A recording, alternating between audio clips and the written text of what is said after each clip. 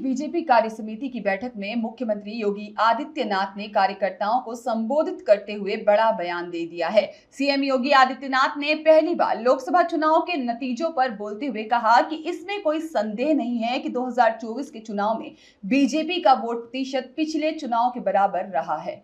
वोटों की शिफ्टिंग और अति आत्मविश्वास की वजह से कहीं ना कहीं चोट पहुंची है और इसका नतीजा लोकसभा चुनाव के नतीजों पर पड़ा है कि भारतीय जनता पार्टी ने प्रधानमंत्री मोदी जी के नेतृत्व में उत्तर प्रदेश में 2014, 2017, 2019 और 2022 में भारी सफलता प्राप्त करते हुए विपक्ष को उसकी वास्तविक स्थिति तक पहुंचाने का कार्य किया था और लगातार उस पर दबाव बनाए रखा था। कोई संदेह नहीं, 2014 में जितना मत प्रतिशत भारतीय जनता पार्टी के पक्ष में था, 2017 में जितना मत प्रतिशत भारतीय जनता पार्टी के पक्ष में था, 2022 में जितना मत प्रतिशत भारतीय जनता पार्टी के पक्ष में था, 2024 में भी आप सभी कार्यकर्ताओं के संघर्ष से, प्रयास से, प्रधानमंत्री मोदी जी के नेतृत्व में, माननीय राष्ट्रीय अध्यक्ष जी के नेतृत्व में भारतीय जनता पार्टी उतना वोट पाने में सफल रही। लेकिन जैसा वोटों की शिफ्टिंग होती है और कहीं पर जब हम लोग ये मान करके चलते हैं कि आत्मविश्वास में कि हम तो जीत ही रहे हैं, तो स्वाभाविक रूप से वहां पर कहीं ना कहीं हमें खामियाजा भी भुगतना पड़ता है और वह अति आत्मविश्वास कहीं ना कहीं हम लोगों को जहां चोट पहुंचाने में, उस विश्वास पर खरा उतरने में, उन अपेक्षाओं पर खरा उतरने में, जहां कहीं न कहीं उस विश्वास पर कहीं न कहीं चोट पहुंची, वहीं साथ ही साथ जिस विपक्ष ने चुनाव के पहले हिम्मत हार करके बैठ गया था, वो आज फिर से उछल कूद करने का कार्य कर रहा है। बहनों और भाइयों, याद करिए 2022 का विधानसभा का चुनाव, 2022 का विधानसभा का चुनाव विपक्ष उछल कूद कर रहा था। चुनाव के तत्काल बाद आपने देखा होगा कैसे मारपीट पर उतारू हो गए थे और तब हर कार्यकर्ता इस बात को सोचता था कि वास्तव में हमारी सरकार का माफिया मुक्त उत्तर प्रदेश का अभियान इन्हीं गुंडों के लिए है और उस उत्तर प्रदेश को आप सबके सहयोग से आज माफिया मुक्त करने में हमें सफलता प्राप्त हुई। तो माफिया मुक्त उत्तर प्रदेश के साथ साथ हमारे विचार परिवार का ये जो लंबा संघर्ष था, 500 वर्षों का इंतजार समाप्त हो, दुनिया भर के सनातन हिंदू धर्मावलंबी जिन आकांक्षाओं के साथ जी रहे थे, उन अपेक्षाओं पर प्रधानमंत्री मोदी जी के नेतृत्व में डबल इंजन सरकार ने खरा उतर करके अयोध्या में रामलला के भव्य मंदिर निर्माण के साथ साथ 500 वर्षों के बाद रामलला को विराजमान करने का काम भी किया। बहनों और भाइयों, भारतीय जनता पार्टी के कार्यकर्ता को किसी भी स्थिति में बैकफुट पर आने की आवश्यकता नहीं है, किसी भी स्थिति में नहीं है, क्योंकि आपने कार्य किया है। आप विपक्ष में थे, जनता के मुद्दों को लेकर लड़ते थे। आज जब सरकार में थे तो याद करिए, उत्तर प्रदेश के अंदर सुरक्षा का ये वातावरण आपको आज देखने को मिल रहा होगा। याद करिए, इसी मुहर्रम के समय में सड़कें खाली हो जाती थी, सूनी हो जाती थी। आज मुहर्रम आयोजित हो रहा है, इसका पता भी नहीं लग रहा है। ताजिया के नाम पर घर तोड़े जाते थे, पीपल के पेड़ काटे जाते थे, सड़कों के तार हटाए जाते थे, पुल तोड़ दिए जाते थे।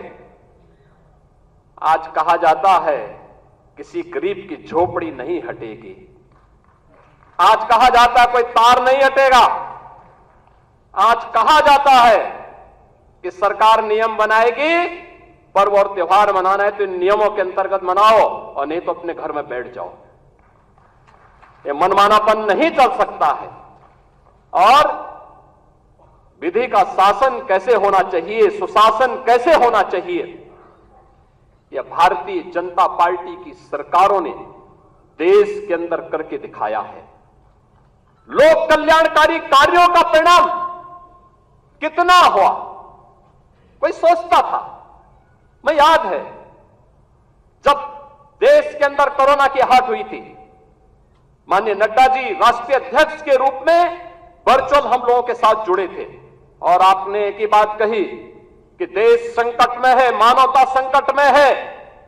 हमारे लिए एक ही मंत्र है, प्रधानमंत्री जी का आदेश है, एक ही मंत्र है और वह मंत्र है सेवा ही संगठन है।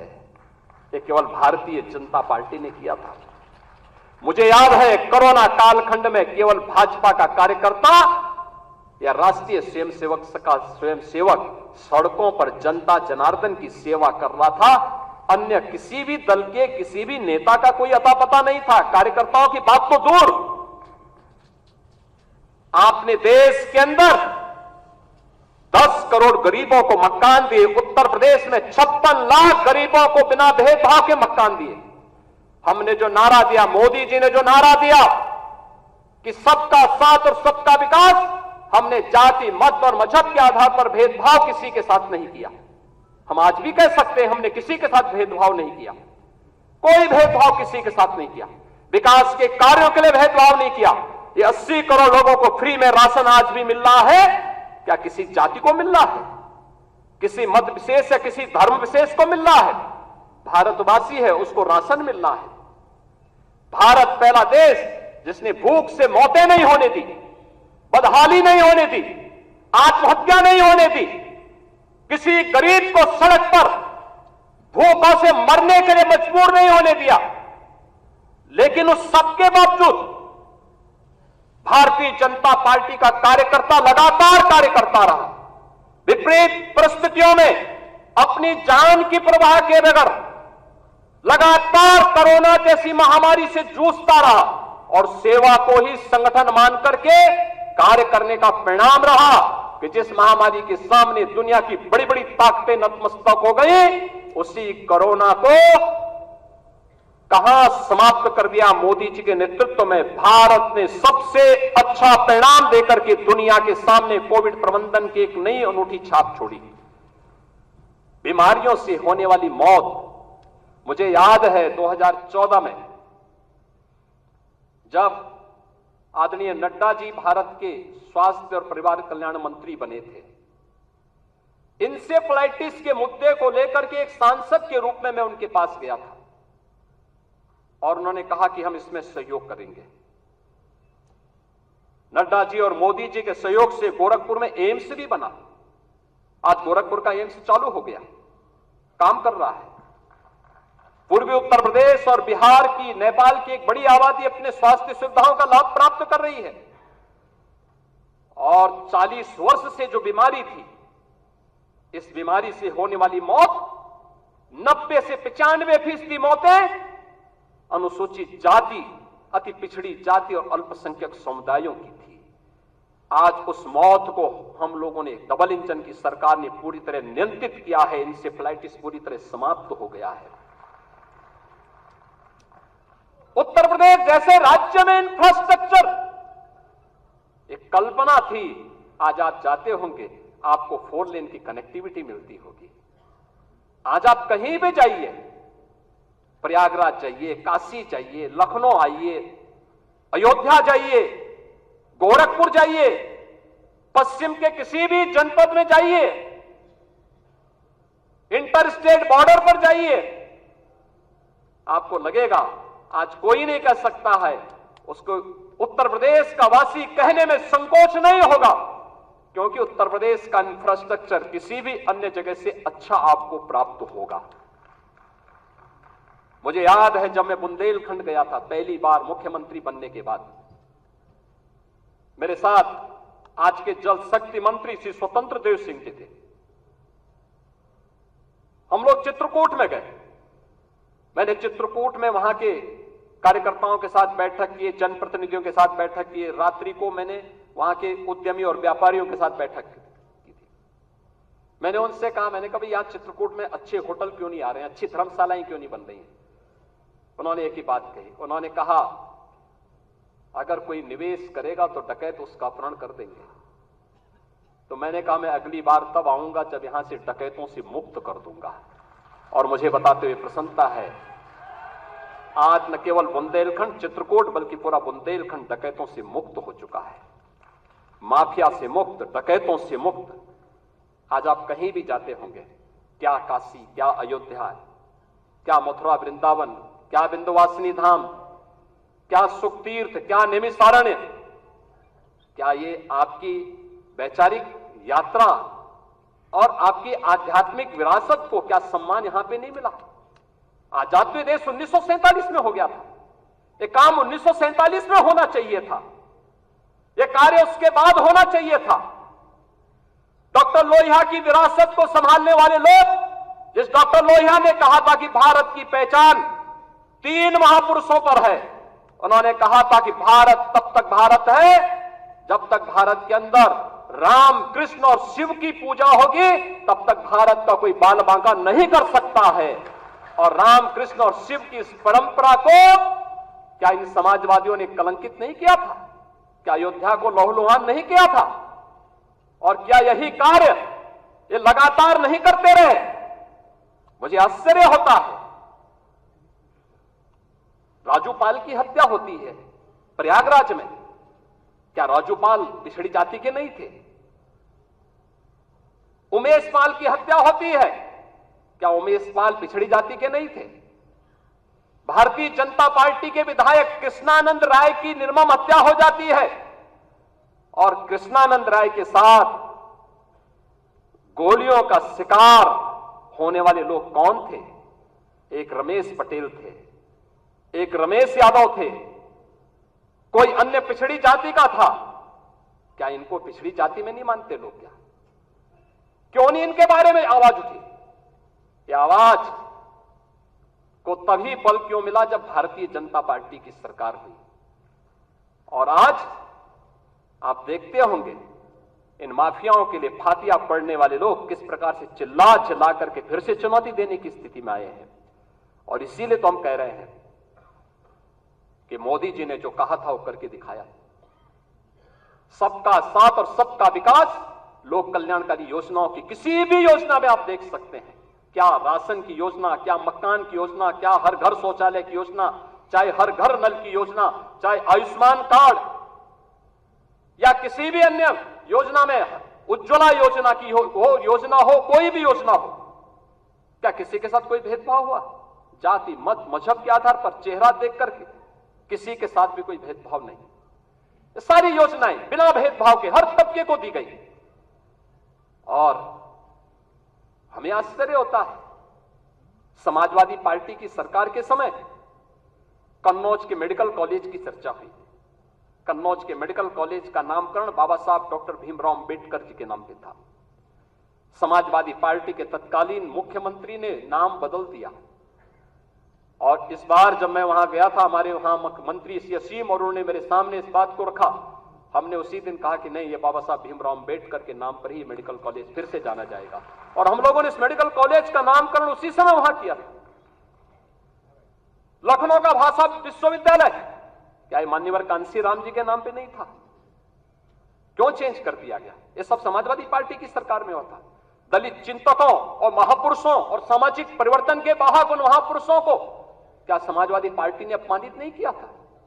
वो लगातार अपमानित करते थे। ये तो संविधान की अवहेलना करते थे। इन्होंने तो धर्म के आधार पर अनुसूचित जाति जनजाति और पिछड़ी जाति को मिलने वाले आरक्षण पर भी सेध लगाने का काम किया था।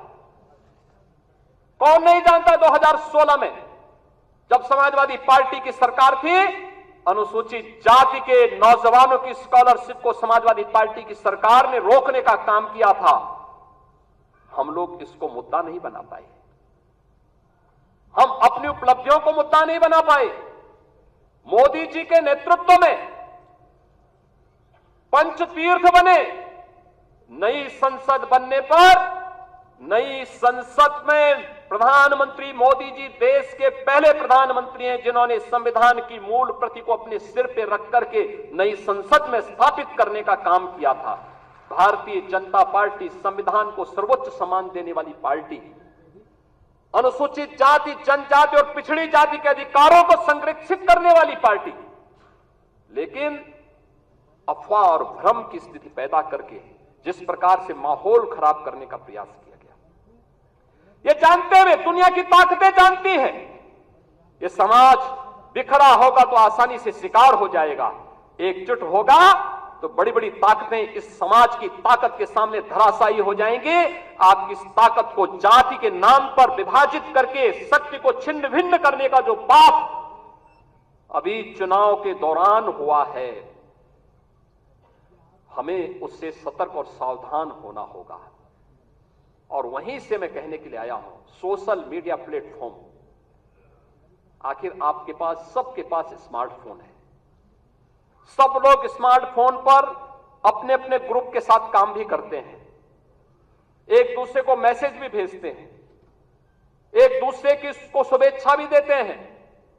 लेकिन क्या कारण था कि जो षड्यंत्र हो रहे थे, जिस षड्यंत्र की आशंका दिखाई दे रही थी, उस षड्यंत्र को करने में वे विदेशी ताकतें और विरोधी सभी सफल हो गए। क्या कारण था?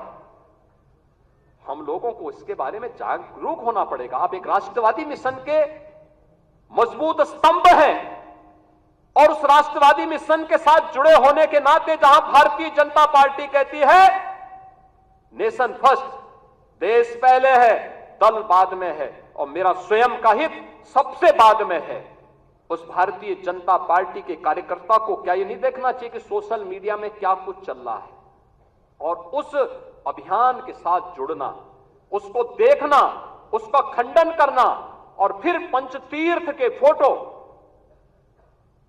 दलित महापुरुषों के और चिंतकों के बारे में भारतीय जनता पार्टी की उपलब्धियां, गरीब कल्याणकारी योजनाएं, इन सब को भी अगर हम साथ साथ भेजे होते, उन लोगों के साथ संवाद बनाए होते, तो हो सकता है इसमें कुछ और चीजें देखने को मिलती। ऐसा नहीं कि ये षड्यंत्र हुए ना हुए, 2019 में हुआ था, 2019 में हुआ था।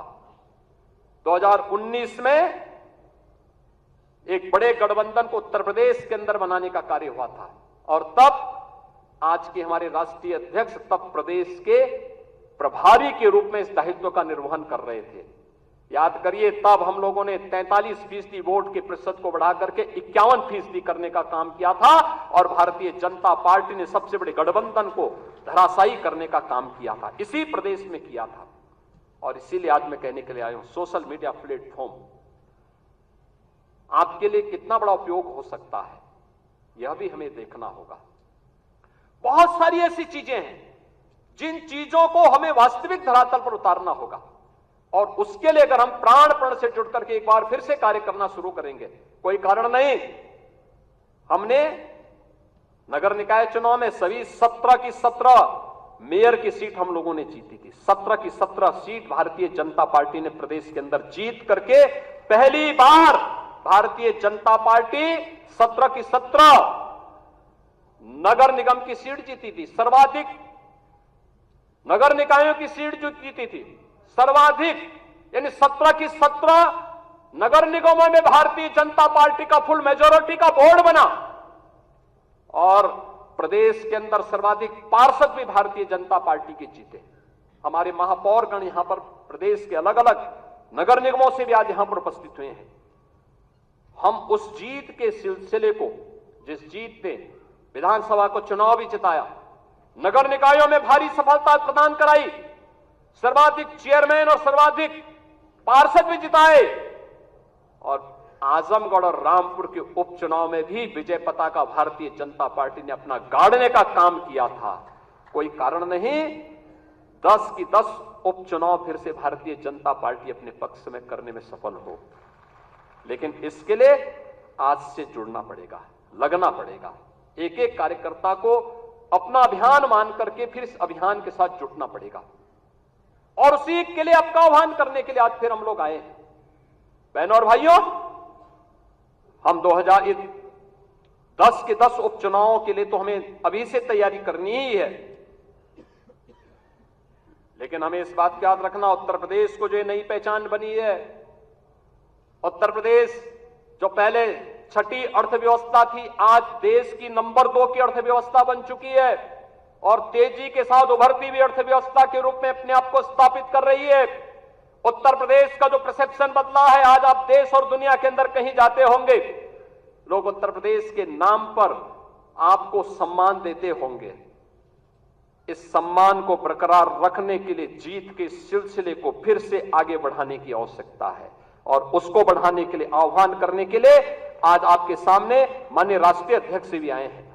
जीत का यह सिलसिला जो 14, 17, 19, 22 पंचायत चुनाव, नगर निकाय चुनाव, उपचुनावों में बना रहा, यही मोमेंटम 2027 में भी बनेगा। यह हमारा संकल्प आज से होना चाहिए, आज से होना चाहिए।